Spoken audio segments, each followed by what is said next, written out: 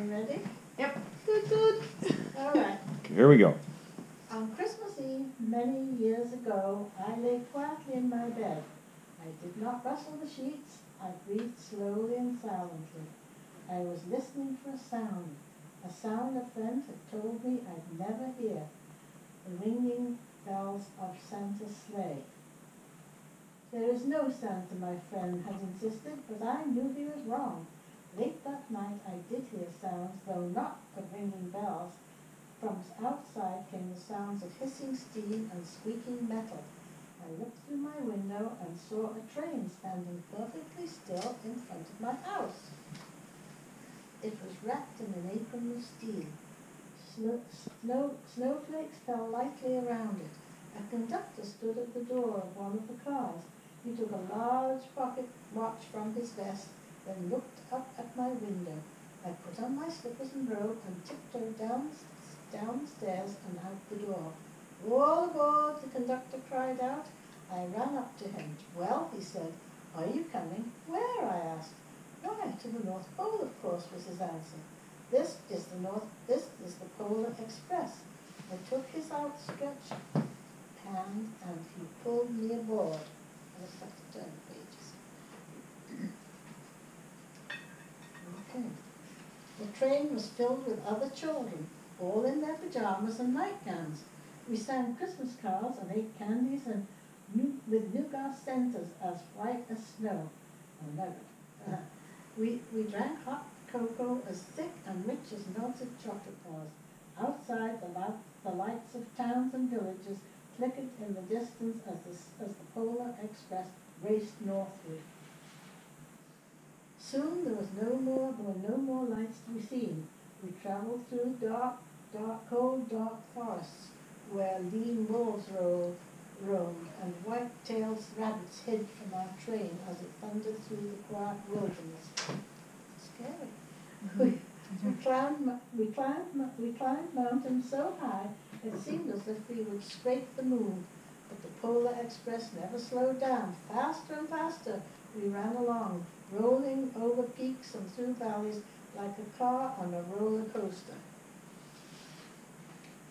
The mountain turned into the hills to snow-covered plains. We crossed barren deserts of ice, the great polar ice cap. Lights appeared in the distance. They looked like the lights of a strange ocean liner sailing on a frozen sea. "There," said the conductor, "is the North Pole." Have I got 2 pages? Okay. Yeah. Okay. The North Pole, it was a huge city standing alone at the top of the world, filled with factories where every Christmas toy was made. At first we saw no elves. They were gathering at the center of the city. They are gathering at the center of the city, the conductor told us. That is where Santa will give the first gift of Christmas. Who receives the first gift? You all asked. The conductor answered, "He will choose one of you." "Look," shouted the children, "the elves." Outside we saw hundreds of elves as our train drew closer to the center of the North Pole. We slowed to a crawl, so crowded were the streets with Santa's helpers. When the Polar Express could go no farther, we stopped and the conductor led us outside. Is that finished? We pressed through the crowd to the edge of a large open circle. In front of us stood Santa's sleigh. The reindeer were excited. They pranced and paced, ringing the silver sleigh bells that hung from their harnesses. It was a magical sound like nothing I'd ever heard. Across the circle the elves moved apart and Santa Claus appeared. The elves cheered wildly. He marched over to us and pointing to me said, "Let's have this fellow here." He jumped up into his sleigh. The conductor handed me up. I sat on Santa's knee and he asked, "Now, what would you like for Christmas?" I knew that I could have any gift I could imagine, but the thing I wanted most for Christmas was not inside Santa's giant bag. What I wanted more than anything was one silver bell from Santa's sleigh. When I asked, Santa smiled. Then he gave me a hug and told an elf to cut a bell from the reindeer's harness. The elf tossed it up to Santa. He stood holding the bell high above him and called out, "The first gift of Christmas." A clock struck, have I missed a bit? The clock struck midnight as the elves roared their approval. Santa handed the bell to me and I put it in my bathrobe pocket. The conductor helped me down from the sleigh and Santa shouted out the reindeers' names and cracked his whip. His team charged forward and climbed into the air.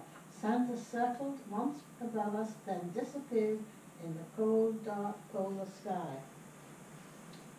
As soon as we were back inside the Polar Express, the other children asked to see the bell. I reached into my pocket, but the only thing I felt was a hole.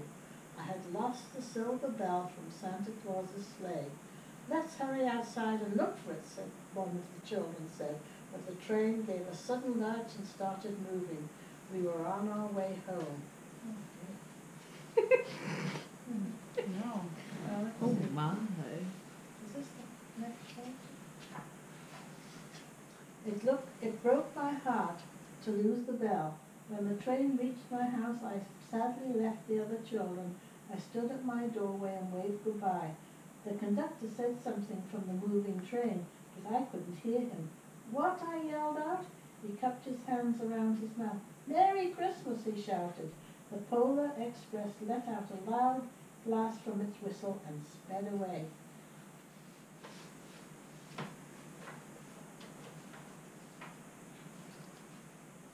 On Christmas morning, my little sister Sarah and I opened our presents. When it looked as if everything had been unwrapped, Sarah found one last small box behind the tree. It had my name on it. Inside was the silver bell. There was a note. "Found this on the seat of my sleigh. Fix the hole in your pocket," signed Mr. Claus. I took the bell. It made the most beautiful sound my sister and I had ever heard. But my mother said, "Oh, that's too bad." "Yes," said my father, "it's broken." When I'd shaken the bell, my parents had not heard the sound. At one time, most of my friends could hear the bell, but as years passed, it fell silent for all of them. Even Sarah found one Christmas that she could no longer hear its sweet sound. Though I've grown old, the bell still rings for me, as it does for all who truly believe. We can hear the bell. Amen. Amen. I can hear the bell.